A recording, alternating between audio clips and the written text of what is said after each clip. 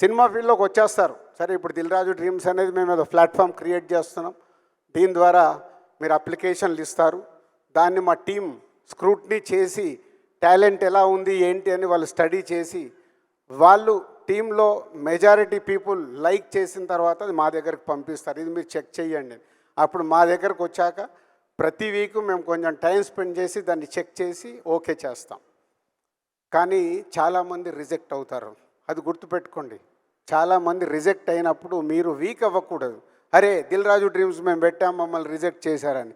మీలో టాలెంట్ ఉన్నప్పుడే, ఆ టాలెంట్లో నేను చెప్పాను కదా 1 to 5 మెంబర్స్, ఆ 5లోకి వెళ్ళాలంటే మీలో ఎంతో టాలెంట్ ఉంటే కానీ ఆ 5లోకి వెళ్ళలేరు. 95% వెనకకి వెళ్తారు. సో దీన్ని మీరు దృష్టిలో పెట్టుకొని ఎప్పుడు ఆ కాన్ఫిడెంట్గా మీలో ఉన్నప్పుడే సక్సెస్ అవుతారు. అలాగే సినిమా ఫీల్డ్లోకి వచ్చిన తర్వాత చాలా మోసాలు ఉంటాయి ఇక్కడ.